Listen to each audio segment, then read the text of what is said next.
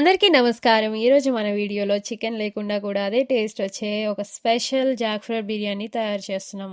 అదేనండి మన తెలుగు స్టైల్‌లో పనసకాయ బిర్యానీ. ముందుగా ఒక గిన్నెలో నీళ్లు పోసి అందులో ఒక టేబుల్ స్పూన్ ఉప్పు, ఒక టేబుల్ స్పూన్ పసుపు వేసుకోవాలి. ఇప్పుడు మీడియం సైజులో కట్ చేసుకున్న పనసకాయ ముక్కలను ఈ నీటిలో వేసి ఉడికించుకోవాలి.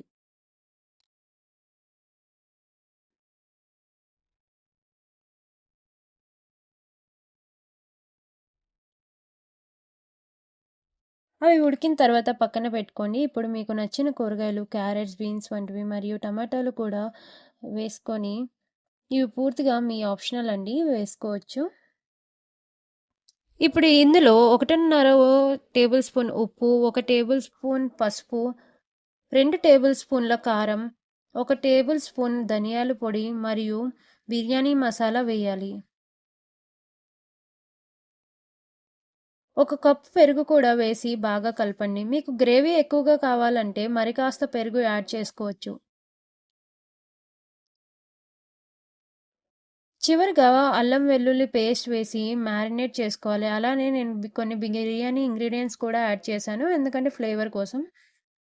ఇప్పుడు మరో గిన్నెలో ఉడికించడానికి నీళ్లు పెట్టుకోండి. అందులో బిర్యానీ దినుసులు, పుదీనా, కొత్తిమీర వేయాలి. నీళ్లు బాగా మరిగాక ముందుగా నానబెట్టుకున్న 1.5 గ్లాసు బాస్మతి బియ్యాన్ని వేసి ఉడికించుకోవాలి. అన్నం ఉడికేలోపు ఆనియన్స్ని గోల్డెన్ బ్రౌన్ కలర్ వచ్చేలా ఫ్రై చేసి మన వెజిటేబుల్ గ్రేవీలో వేయాలి. ఇప్పుడు ఉడికిన రైస్ని గ్రేవీపై ఒక లేయర్లా వేసుకోవాలి. పైన కొత్తిమీర, పుదీనా, ఫ్రైడ్ ఆనియన్స్ వేసి చివరగా కొంచెం నూనె లేదా నెయ్యి వేసి మూత పెట్టేయాలి.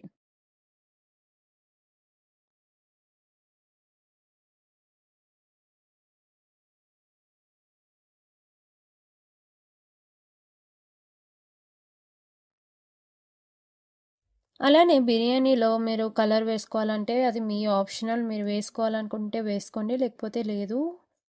టేస్ట్ అయితే ఏం మారదు, బట్ కలర్ మారుతుంది అంతే. అలానే మనం మూత పెట్టినప్పుడు ఆవిరి బయటకి పోకుండా జాగ్రత్త పడండి.